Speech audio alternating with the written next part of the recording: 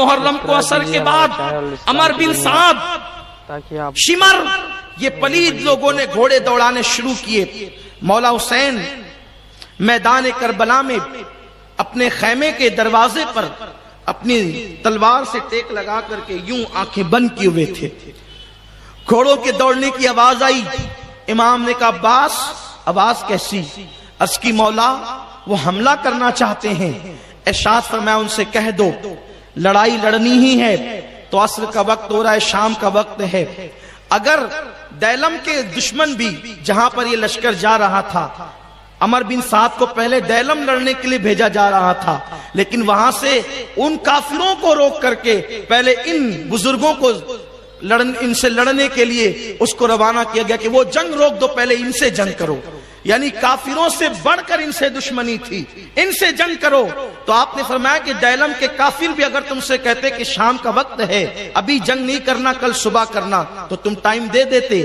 میں اس لیے ٹائم چاہتا ہوں کہ یہ 9 محرم گزر جائے، 10ویں شب عاشور کی آئے تو یہ رات ہم قرآن کی تلاوت کر لیں، ہم سجود کریں، اللہ کی عبادت کریں اور اپنے رب کو کی بارگاہ میں آنسوؤں کی سوگات پیش کریں. ایک رات ہمیں عبادت کے لیے دے دو، پھر صبح جو ہوگا اللہ مالک ہے. میرے پیارے آقا صلی اللہ علیہ وسلم کے دیوانوں، میں اتنے حسینیوں سے کہنا چاہتا ہوں جو یہاں سے لے کر وہاں تک بیٹھے ہوئے ہیں، جن کو بیٹھنے کے لیے جگہ نہیں وہ کھڑے ہوئے ہیں، جو لوگوں کو کھڑے رہنے کی جگہ نہیں وہ چھتوں پر ہیں. ان سب حسینیوں سے میں کہنا چاہتا ہوں کہ امام حسین پر جنگ مسلط کی جا رہی ہے، لیکن امام حسین یزیدیوں سے مہلت مانگتے ہیں. ہم ابھی جنگ نہیں کریں گے، عاشورہ کی رات ہمیں عبادت کے لیے دے دو.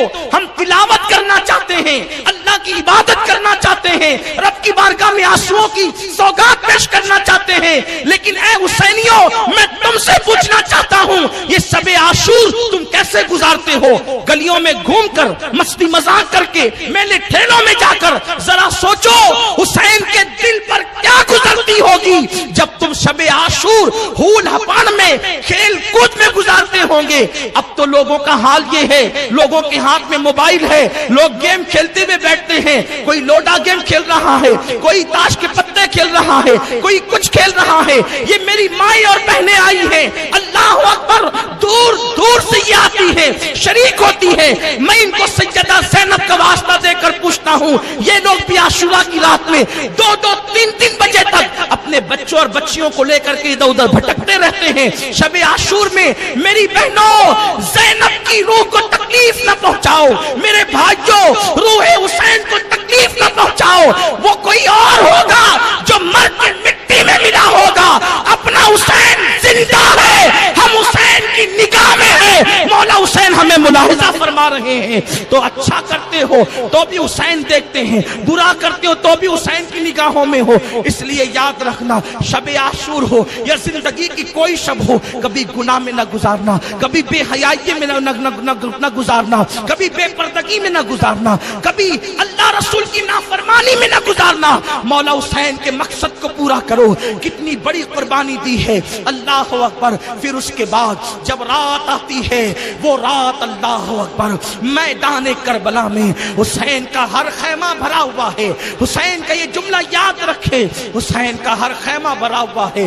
کئی بھائی ہیں، کئی بچے ہیں، کئی بھتیجے ہیں، کہیں یار ہیں، کہیں آوان و انصار ہیں. اتنے میں میرے مولا ایک حجرے میں عشاء کی نماز کے بعد سارے ساتھیوں کو جمع کرتے ہیں.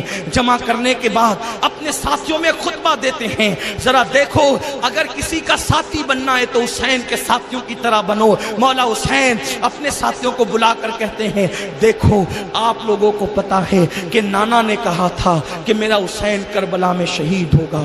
وہ کل کا دن ہے، وہ دن آ گیا ہے. یہ میرے خون کے پیاسے ہیں، یہ مجھے شہید کر دیں گے، اس کے بعد یہ ٹھنڈے بیٹھ جائیں گے. اس لیے میں اپنے گھر والوں سے بھی کہتا ہوں، اپنے بھائی بھتیجوں سے بھی کہتا ہوں، اپنی بیویوں سے بھی کہتا ہوں، اپنی بیویوں سے کہتا ہوں، کوئی علی اکبر کا ہاتھ پکڑے، کوئی قاسم کا ہاتھ پکڑے، کوئی اصغر کو گود میں لے، میں چراغ بجھا دوں گا. یہ سب نکل کر کے چلے جائیں. ساتھیوں سے، آوان و انصار سے کہتا ہوں، یہ سب چلے جائیں. وہ میرے خون کے پیاسے ہیں. دن تڑکنے سے پہلے، دن نکلنے سے پہلے تم لوگ دور چلے جانا. یہ مجھے پائیں گے، یہ شہید کر دیں گے، میرا مقصد پورا ہو جائے گا، ان کا مقصد پورا ہو جائے گا. جائے گا, تمہاری جانیں بچ جائے گی. اس وقت مولا نے خطبہ دیا اور خطبہ دینے کے بعد چلتا ہوا چراغ آپ نے اپنے ہاتھوں سے بجھا دیا. چراغ بجھ گیا. امام علی مقام نے کہا میں نے آنکھیں بند کر لی ہے, چراغ بجھا دیا ہے, اندھیرے میں نکل کر کے چلے جاؤ جس کو جانا ہے. لیکن اس حجرے کے اندر تو, اس خیمے کے اندر تو آنسوؤں کی سسکیوں کی آواز بڑھتی جاتی ہے. بہت دیر گزر گئی. اس کے بعد میرے امام نے چراغ روشن کیا. جب چراغ روشن ہوا تو دیکھا کہ جتنے تھے اتنے بیٹھے رہے. اس کے بعد حضرت مسلم ابن اوسجا نے کہا حسین ہمیں آپ نے یہ سمجھا کہ ہم آپ کو چھوڑ کر چلے جائیں گے؟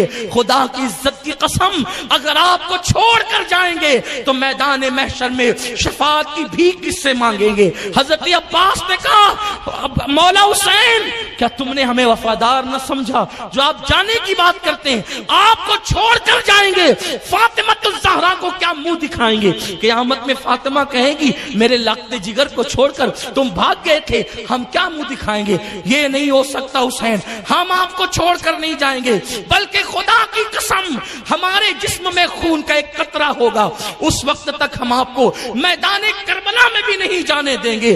بیویوں نے کہا حسین ہم اجڑتا ہوا سہاگ دیکھیں گے, ہمارے ہاتھوں میں ہتکڑیاں, آپ کہتے ہیں نا کہ آپ کے بعد ہاتھوں میں ہتکڑیاں ہوگی, ہم برداشت کریں گے, اس لیے کہ جس کے ساتھ پھولوں کی صحت پر زندگی گزاری ہے اس کی محبت میں کانٹوں کی راہ بھی ہم چلنے کا حوصلہ رکھتے ہیں. مولا حسین نے سب کو دعا دی اور فرمایا سب اپنے اپنے حجرے میں جاؤ اور عبادت کرو, تلاوت کرو.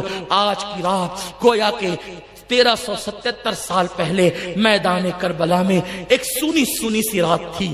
دو لشکر تھے, ایک طرف 72 تھے, دوسری طرف 22,000, اور فرات کے کنارے پر فرات موجیں مار رہا تھا. اس وقت صرف فرات کی شریر آوازیں تھی. لیکن اگر آج کوئی کربلا جا کر دیکھے, کل 22,000 جو کر و فر کے ساتھ وہاں پر ناچ رہے تھے آج ان کا نام و نشان نہیں. لیکن آج کے دن کوئی جائے کربلا میں اس کو یوں لگے گا جیسے گنبد خضرا کی ساری بہاریں یہیں پر برس رہی ہے, مکے کی ساری بہاریں یہیں پہ برس رہی ہے. اللہ اکبر. اس وقت کربلا کا منظر کیا ہوگا یہ تو آپ انٹرنیٹ پر بھی دیکھ سکتے ہیں.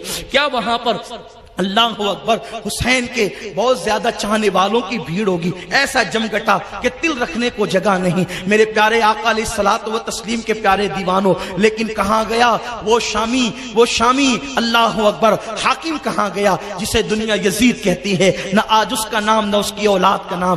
گویا کہ تاریخ بتا رہی ہے جو اللہ کے لیے حق پر اپنا سب کچھ لٹا دیتا ہے, اگر اس کی زندگی میں کوئی اس کی قدر کرے نہ کرے, لیکن آنے والا دور حق کو ضرور پہچانتا ہے, حقانیت کو ضرور پہچانتا ہے. اب اللہ صبح تڑک رہی ہے, صبح کا اجالا پھیل رہا ہے اور 10ویں محرم آتی ہے, شب عاشور گزرتی ہے اور یوم عاشور کا آغاز ہوتا ہے. مولا حسین نے تیمم کیا, پورے خیمے والوں نے تیمم کیا, اور اس کے بعد کربلا کے اندر اذان کے لیے جسے بحیثیت مؤذن مقرر کیا گیا وہ ہم شبیہ رسول تصویر مصطفیٰ علی اکبر تھا. میدان کربلا کی صبح علی اکبر کی اذان سے ہوئی. اللہ اکبر.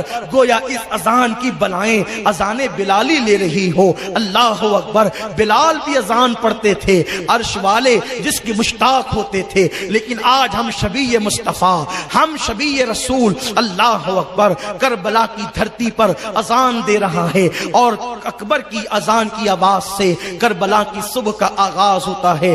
صبح ہوتی ہے, امام علی مقام نماز فجر پڑھاتے ہیں, اور اس کے بعد پھر آپ